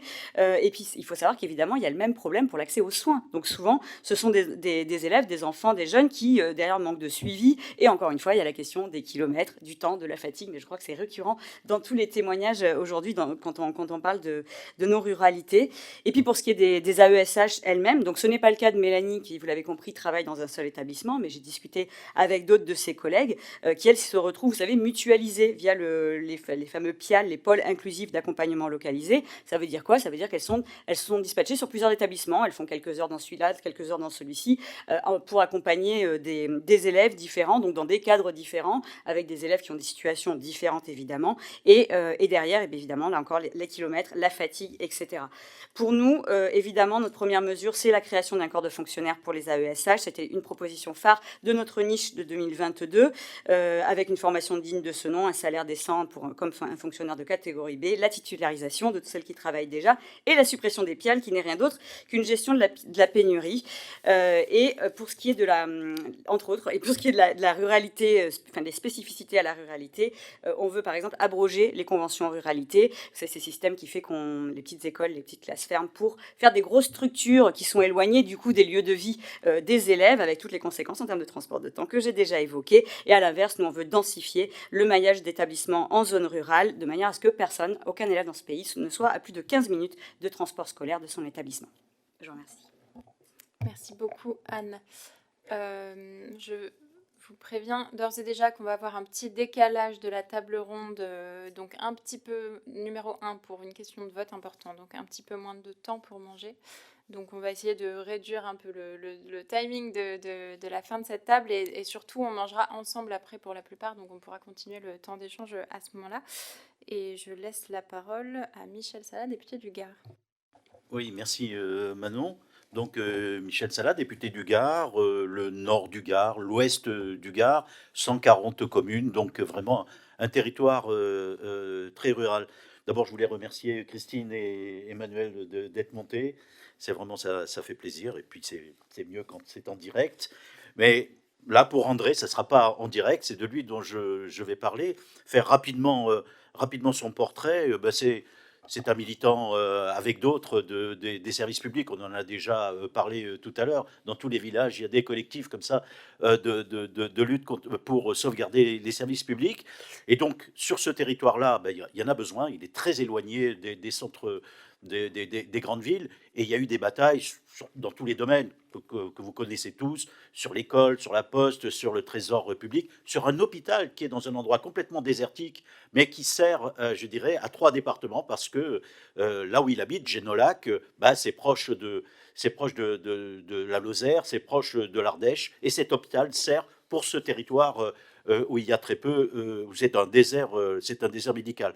Mais s'il m'a fait venir, André, et il m'a donné rendez-vous sur le quai de la gare, et pas à n'importe quel moment, au moment où le train passait. Et donc, c'est là que je l'ai rencontré, parce que l'une de ses batailles avec ses collègues, ça a été de faire arrêter le train, parce que ça faisait des années qu'il ne s'arrêtait plus à Génolac. Et ils ont pris tous les moyens pacifiques pour arrêter ce train. Et chaque semaine, ce collectif se mettait sur les rails, distribuait des châtaignes, distribuait des boissons d'une semaine à l'autre, jusqu'à ce que les élus n'avaient pas obtenu, le collectif a obtenu. Et il m'a montré que le train s'arrêtait à Génolac. Et ça, c'est leur victoire après d'autres victoires, mais celle-là était très importante. Et on va continuer parce qu'il y a encore un train qui part d'Alès et qui doit aller dans une ville très meurtrie au niveau socialement, qui est Bessèges, où là, le train aujourd'hui ne va pas. Et il va falloir qu'on puisse réouvrir cette ligne. Donc voilà, une bataille sur le ferroviaire qui est très importante. Ça veut dire quoi? Ça veut dire qu'il faut remettre le maillage du réseau de transport dans notre ruralité. C'est indispensable. Et là, on peut être un peu déçu de parfois les politiques qu'on peut avoir, mais je parle des élus même, lorsqu'on utilise les voies ferroviaires pour le tourisme, et notamment pour faire des voies cyclables, alors que ces voies-là risquent de nous servir dans les années qui viennent pour l'alternative, je dirais, au transport. Et je crois qu'on devrait faire attention à cette question-là, parce que c'est trop facile d'aller vers le tourisme et supprimer ces moyens-là. Donc, il faut faire du maillage et stopper, bien sûr, la fermeture des petites gares. Pour ça, nous, on a une proposition qui date c'est renationaliser la SNCF, je veux dire, et arrêter cette concurrence sur les lignes. Ça, c'est la première de nos propositions. Bien sûr, la deuxième, mais ça a été dit, donc je n'irai pas plus loin, c'est le redéploiement des services publics. Et à l'intérieur de ça, il y a cette question des guichets physiques. Et là où j'étais avec André, il y avait un chef de gare, il y avait les guichets qui étaient ouverts et les gens pouvaient se renseigner. Et dernière chose, ce qui est important aussi, Emmanuel en a parlé tout à l'heure, c'est le niveau de compétences sur lesquelles la commune étant le centre pour l'alternative, je dirais, écologique, la commune est très importante. Mais par exemple, sur les questions de maillage, le département aussi doit être un niveau où la responsabilité, cette compétence devrait être prise par les départements, parce qu'ils connaissent mieux que la région ce qu'il peut être fait sur leur territoire. Voilà pour les quelques propositions, il y en a d'autres, mais Voilà celles sur lesquelles je voulais insister. Merci beaucoup, Michel. Charlotte Leduc, députée de Moselle.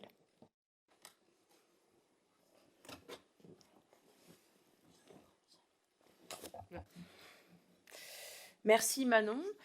Alors moi, je vais vous parler je vais vous faire le portrait de Catherine Lapoirie, qui est donc maire d'Ailly-sur-Moselle, une commune de 1600 habitants située à 15 km au nord de Metz, dans ma circonscription.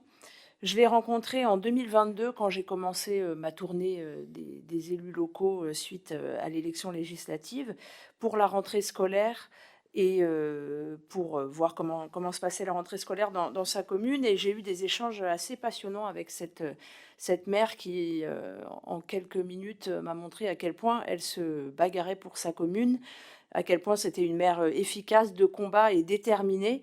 Et quand il a été question de réfléchir à des portraits à faire de nos circonscriptions, j'ai pensé évidemment à elle pour cette raison. Elle est maire d'Ailly-sur-Moselle depuis 2002. Elle est entrée là, dans le conseil municipal, à la demande du maire précédent, qui cherchait à féminiser un peu son conseil municipal. Elle a beaucoup hésité avant d'y aller, comme beaucoup de femmes, malheureusement. Et puis, elle a rejoint le conseil municipal pour ensuite avoir un engagement, évidemment, de plus en plus fort en devenant elle-même maire. Et je me rappelle dans la rencontre qu'on avait eue en 2022 de deux anecdotes, c'est particulièrement pour ça que je suis retournée la voir, qui m'avaient particulièrement frappée. Premièrement, elle m'a raconté que lors de la rentrée précédente, un enfant en situation de handicap était scolarisé dans la maternelle de son village et il avait donc une AESH qui lui avait été notifiée, mais pas d'AESH à ses côtés à la rentrée, comme c'est beaucoup le cas partout en France, que ce soit dans les villes, dans les quartiers populaires ou dans les villages. Il lui était assez insupportable d'imaginer que cet enfant ne puisse pas aller à l'école, donc elle s'est organisée, elle a organisé l'accompagnement de cet enfant avec une de ses adjointes et une maman de l'école, et à trois, elles se sont relayées pendant tout un trimestre pour accompagner l'enfant dans sa première année de maternelle jusqu'à ce qu'enfin une AESH soit attribuée en milieu d'année. Tout ça, évidemment, à côté de son travail de maire. Et puis, un deuxième combat assez important qu'elle a mené localement dans sa commune, c'est l'installation du premier magasin de producteurs de Moselle, qui a fêté ses 10 ans.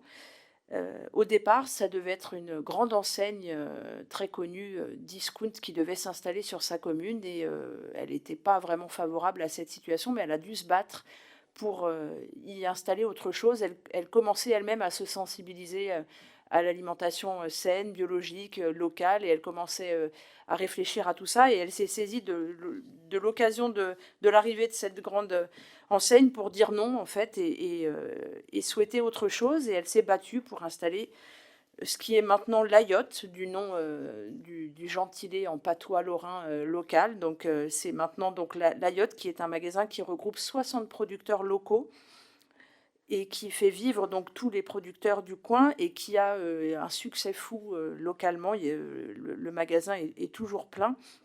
Donc le magasin a fêté ses 10 ans. Il est un débouché très important pour les producteurs qui sont un peu moins obligés de faire la tournée et un peu excessive de tous les marchés du coin. Ils ont pu embaucher 20 salariés depuis la création du magasin. Il y a des producteurs qui ont des salariés spécifiquement implantés dans le magasin, qui font tourner la boutique, et donc c'est vraiment, ça a été une grande respiration, un grand souffle, et une participation à la survie de ces producteurs. Et évidemment, le magasin a une renommée même jusqu'à Metz, puisque tous les producteurs y sont réunis. Donc c'est vraiment un succès, la création de ce magasin, et ce succès, il est vraiment dû au combat de cette mère. Alors, en termes de propositions, ce qui peut découler de ça, il y a pas mal de choses qui ont été dites, notamment parce qu'il y a beaucoup de maires ce sont évidemment des élus qui sont en première ligne dans les communes, donc forcément, ils sont souvent très combatifs. Donc il y a évidemment revoir les critères d'attribution de la DGF, revoir le montant, refuser les baisses de dotation aux collectivités, rééquilibrer, Pascal l'avait dit, les indemnités des élus en fonction non pas du nombre d'habitants de la commune, mais du temps de travail nécessaire pour faire fonctionner la commune, inscrire l'égalité d'accès aux services publics dans la Constitution sur tous les territoires de la République. Je pense que c'est extrêmement important. Appuyer le développement dans le cadre que j'ai évoqué ici des circuits courts de transformation et de distribution des produits agricoles, des coopérations, des échanges entre les villes et les territoires ruraux, développer des petites industries alimentaires de proximité. Je rebondis sur un petit combat local qui s'est déroulé chez moi aussi, qui était un combat mené par des éleveurs locaux pour la création d'un abattoir de proximité pour sortir de l'abattage industriel qui crée énormément de souffrances, notamment animales, et soutenir tout le tissu associatif local, mais tout ça a été déjà dit. Merci beaucoup Charlotte. Et enfin Léo Walter, député des Alpes de Haute-Provence. Merci Manon. Donc Léo Walter, effectivement député des Alpes de Haute-Provence, un département rural qui porte bien son nom puisqu'il s'étend depuis les plaines de Provence jusqu'au contrefort des Alpes. Je vois qu'on a un voisin des Hautes-Alpes là. Département très rural, 198 communes, dont 90% font moins de 3000 habitants et même la plupart moins de 1000 habitants. Moi, j'ai souhaité mettre en valeur au sein de notre plan ruralité une profession absolument essentielle dans nos territoires ruraux à travers le portrait d'Élohim, institutrice en classe unique dans l'école d'Ongles. Ongles est un petit village de 363 habitants. Ça me tenait particulièrement à cœur parce que j'ai moi-même enseigné longtemps en classe unique ou les dernières années où j'enseignais avant d'être élu dans une école à 2 classes où donc il y avait une classe unique maternelle, une classe unique élémentaire. Elohim enseigne dans une école en classe unique où il y a 19 élèves qui vont de la grande section au CM2. Et elle souligne dans son témoignage les avantages et les intérêts de ce type de structure. Alors je vais la citer, elle dit « La liberté éprouvée dans mon travail, la classe multi-âge, le cadre magnifique de ce milieu rural, la proximité avec les familles, la mairie très engagée pour son école, tous les ingrédients sont là pour cultiver le goût d'enseigner. » Donc, on présente très souvent dans notre institution la classe multi-âge comme un problème, comme une contrainte, comme un défaut. Moi, je suis intimement persuadé du contraire, et c'est ce que souligne également Elohim dans son témoignage. Il y a d'ailleurs un certain nombre d'études qui montrent que toutes choses égales par ailleurs, et à partir du moment où l'enseignant est volontaire pour venir engager dans ce type de structure, les résultats des élèves sont nettement supérieurs, en tout cas en termes d'autonomie, mais les résultats scolaires également, à ceux d'une classe classique. Elohim pointe également les difficultés qu'elle rencontre dans ce milieu rural et en tant qu'enseignante en classe unique. Elle dit « L'éloignement de l'offre culturelle et sportive est est un obstacle. » Excusez-moi.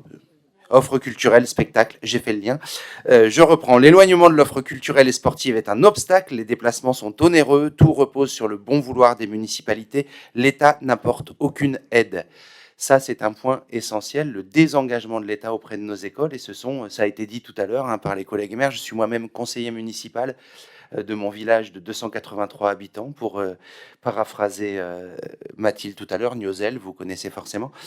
Et je sais les difficultés que c'est pour une municipalité de maintenir son école, surtout quand on se heurte à la volonté de regroupement dans des regroupements pédagogiques intercommunaux concentrés. Excusez-moi, c'est un peu technique, mais il y a une différence entre un regroupement pédagogique intercommunal où chaque école garde sa classe et ce que souhaite mettre en place le ministère, à savoir des regroupements d'écoles où on va réunir 5 classes, souvent éloignées des différents villages. Elle pointe aussi les difficultés, Elohim, qu'elle a à assurer la direction d'école, parce que quand on est instituteur en classe unique, on est non pas directeur d'école, mais chargé d'école. C'est à partir de 2 classes qu'on est considéré comme directeur d'école, ce qui signifie 6 jours de décharge par an. La décharge de direction, c'est ces jours où on est remplacé en classe pour pouvoir assurer ces tâches de direction. Il se trouve que même quand on a une toute petite école, on a énormément de tâches à accomplir, que ce soit administratives, mais pour le suivi des projets, etc., etc. 6 jours par an, c'est absolument insuffisant.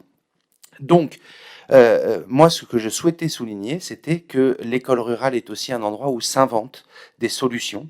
On a eu dernièrement les annonces de Monsieur Attal, notre ministre de l'Éducation nationale, dans son célèbre choc des savoirs, où, je le rappelle, jeune ministre, vieille recette, il propose le retour au redoublement, les groupes de niveau, etc.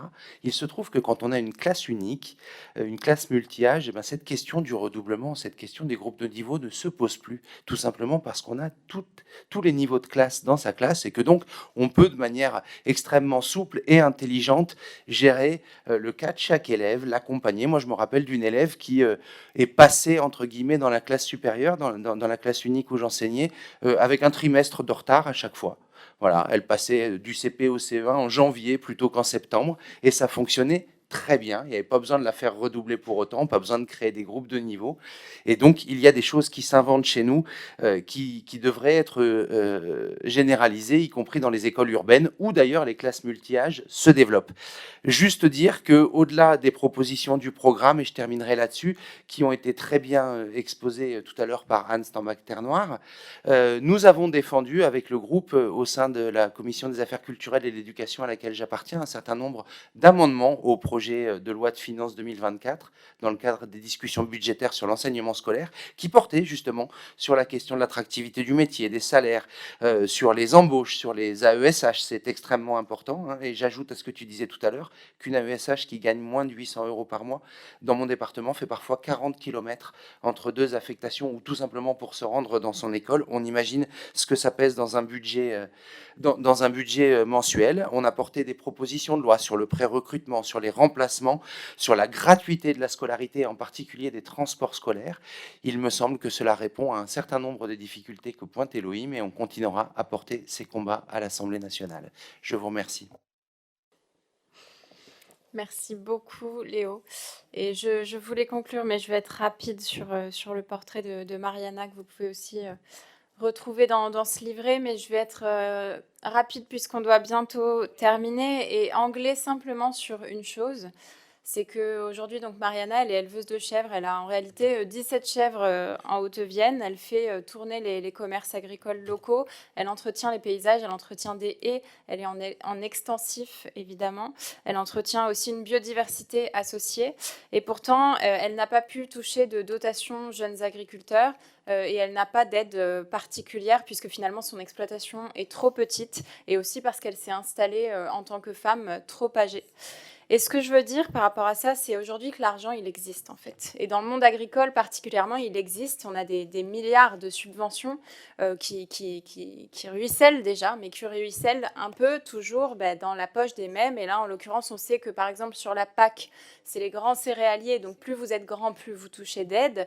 Mais c'est aussi des budgets nationaux qui sont concentrés aujourd'hui sur certaines activités et sur les activités finalement qui entretiennent des paysages, comme c'est largement le cas en Limousin. Eh bien, on a des éleveurs aujourd'hui auxquels on supprime et des agriculteurs auxquels on supprime des aides. On va supprimer les mesures environnementales et climatiques petit à petit parce que finalement, c'est des aides qui sont de moins en moins grandes.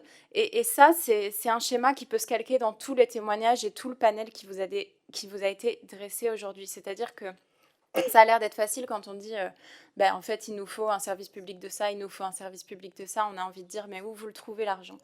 Mais l'argent, il existe. La différence de vision entre le gouvernement et nous, c'est l'ultralibéralisme, en fait. C'est qu'est-ce qu'on en fait de cet argent ? Est-ce qu'on a un État fort ? Et est-ce qu'on a un État où le budget augmente année après année, où on remet l'ISF, où on remet un impôt à 14 tranches, où on va chercher l'argent là où il est, c'est-à-dire dans ceux qui sont très modestes et très riches. Aujourd'hui, on en a dans notre pays. Et est-ce qu'on le redistribue sur nos services publics ? Ou au contraire, comme Emmanuel Macron est en train de le faire, est-ce qu'on diminue année après année le budget de l'État pour au fur et à mesure privatiser tout, privatiser les écoles, privatiser l'hôpital pour aller vers les cliniques ? C'est une différence de vision et de projet pour la société que nous avons et c'est ces mesures que vous avons présentées aujourd'hui. Et justement pour finir, puisque ces mesures elles ne viennent pas de nulle part, elles viennent d'un long travail réalisé par le livret Ruralité et notamment par Caroline Fesselier et Michel Larive qui sont avec nous. Je leur laisse la parole pour conclure. Eh bien, bonjour, mesdames et messieurs, ça me fait un chouïa drôle d'être là. parce que il fut un temps. Alors de 2017, Carole m'a demandé de parler un petit peu de ce qui se passait avant. On était 2 députés ruraux. Alors c'était compliqué effectivement de pouvoir amener cette thématique. Nous étions 17 députés LFI et sans NUP, bien entendu, et 2 députés ruraux. Difficile d'amener cette thématique, on en parlait, mais en tout cas moi je voulais sincèrement vous remercier les 16 d'avoir su construire cette journée et d'avoir su construire ceci. Je vais peut-être le montrer à la caméra. C'est quelque chose de formidable parce que ce document non seulement est empli de propositions, mais il est très humanisé, et ça c'est important, parce que là-bas aussi il y a des gens. Alors moi ce que je voulais dire là-dessus, c'est que déjà il faut que je mette mes lunettes, c'est la différence avec les 5 ans d'avant. Aujourd'hui vous êtes une vingtaine et vous avez compris, on a tous compris qu'il y a une nécessité fondamentale de s'intéresser à la ruralité. Parce que nous avons vu par rapport au présidentiel, nous avons vu par rapport à d'autres élections, et nous avons vu aussi par rapport à la discussion qu'il y a sur la ruralité, qui est un petit peu péjorative, par rapport aux médias. Hein, la ruralité est toujours montrée comme l'endroit où on passe les vacances, ou l'endroit où il y a des catastrophes naturelles. Il y a aussi l'endroit où il y a des gens qui y vivent. Il y a 90% du territoire national qui est considéré comme rural. Et il y a encore plus d'un tiers des votants là-dedans. Alors,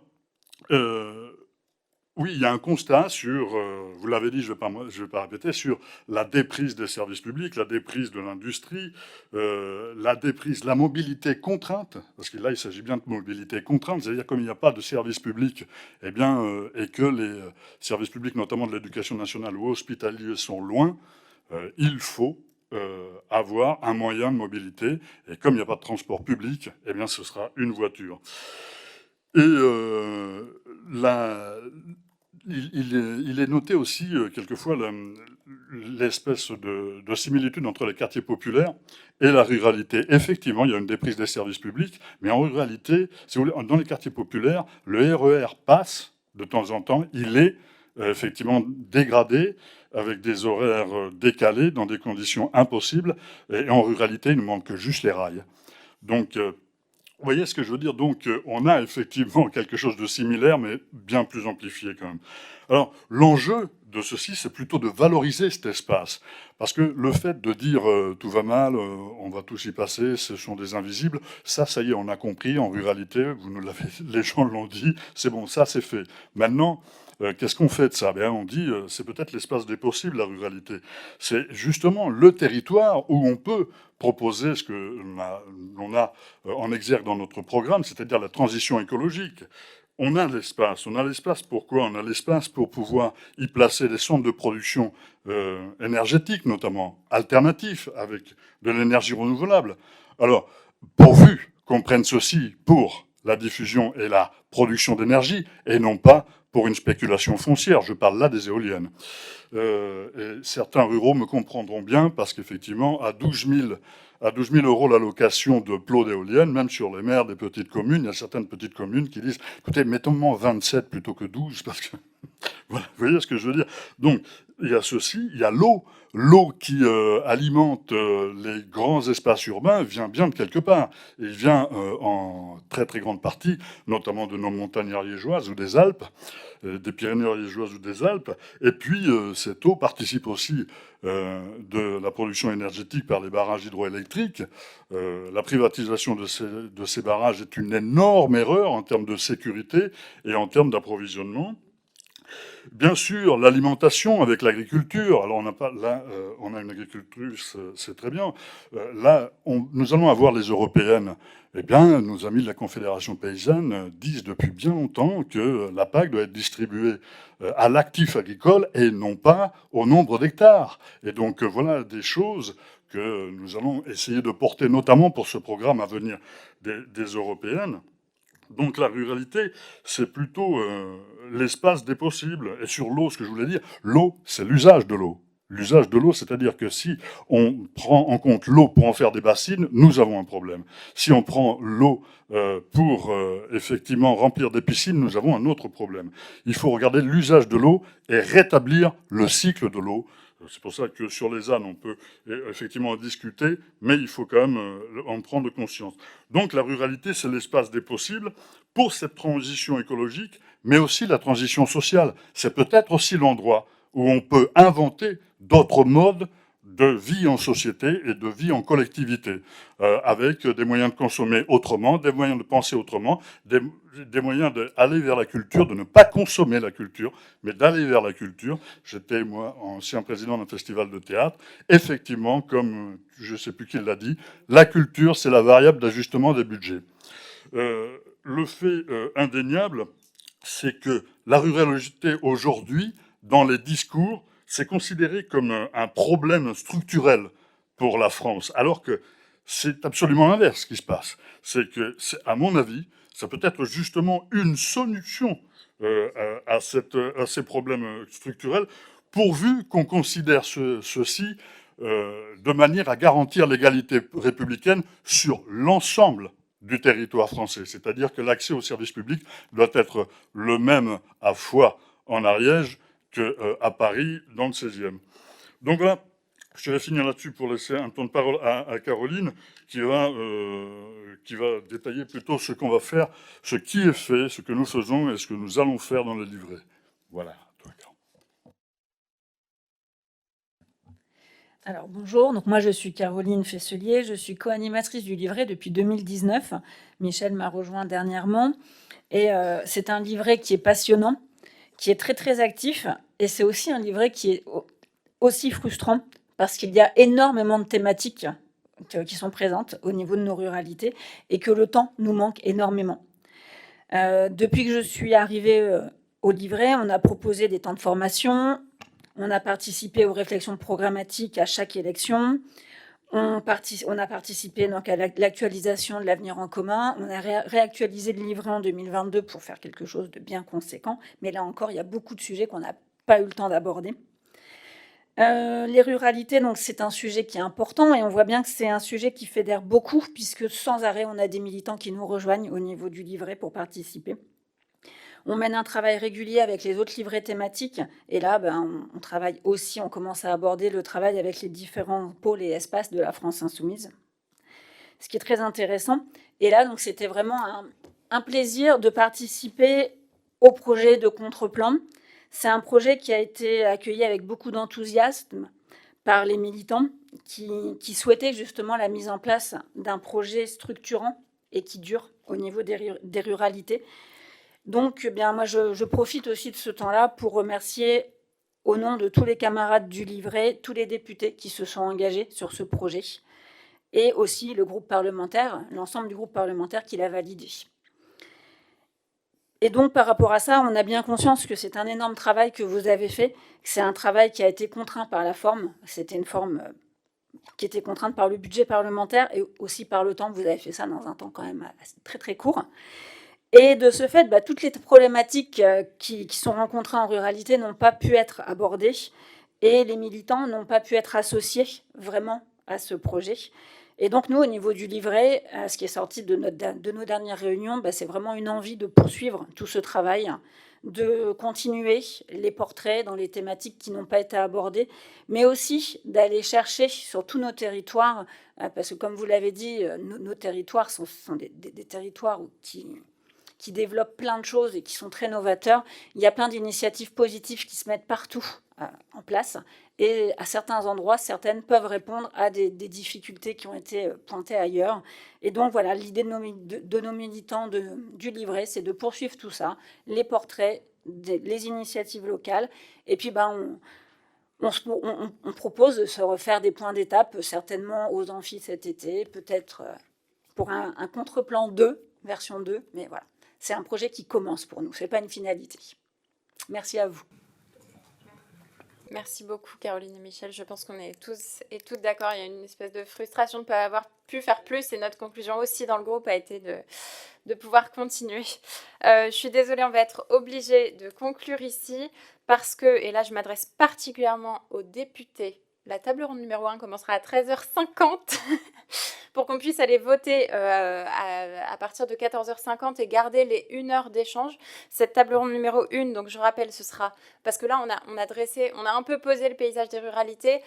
Là, on va rentrer dans le plus concret, on va dire, et on aura surtout plus de temps d'échange. Donc, désolé si on n'a pas beaucoup échangé à cette plénière-là.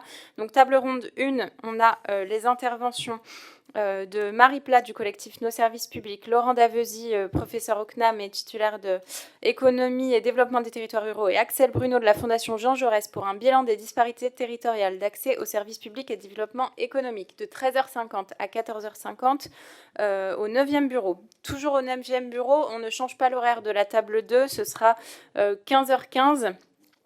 Donc 9e bureau, on recevra donc Delphine Soumania, infirmière du collectif Les Infirmiers Libéraux en Colère, et Gilles Noël, qui est maire et qui est notamment spécialiste de la question de santé dans la ruralité, pour 20 minutes sur la santé et de temps plus concret justement, de cas pratiques de ces disparités territoriales d'accès aux services publics, puis 20 minutes sur la question de l'accès aux droits, et notamment par le prisme du droit des femmes en ruralité, grâce à Laura, Patricia et Jean, qui sont bénévoles de YEL, une association qui lutte contre les violences sexistes, sexuelles et intrafamiliales dans les ruralités. À chaque fois, pour ces tables rondes, on aura 30 minutes d'échange entre nous, donc n'hésitez pas à venir. Et la 3e table ronde, à 16h45, toujours au 9e bureau, c'est Ruralité Terre d'avenir sur l'eau, l'énergie et la jeunesse, avec Emma Baudouin de la MRJC pour présenter l'enquête Portrait d'une jeunesse en feu, Fanny Hugues, sociologue écologie et débrouille chez les classes populaires en milieu rural, et Clément Henrion qui est maraîcher. Donc on échangera aussi là-dessus tous ensemble. Et à 18h, vous êtes toutes et tous invités à un cocktail à la Questure. Ne vous inquiétez pas, on se suivra au fur et à mesure. N'hésitez pas d'ailleurs à suivre les collaborateurs, parce que d'ici aux tables rondes, on va changer, on va aller côté Assemblée nationale. Il y a juste une rue à traverser, comme diraient certains. Mais quand même, il vaut mieux qu'on reste ensemble. Et ce soir, il y aura la projection des croquantes à l'Assemblée nationale. Donc là, on va tous manger ensemble, juste là où vous avez eu le petit déjeuner tout à l'heure.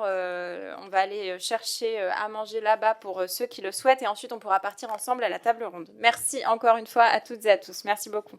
Et bravo à vous.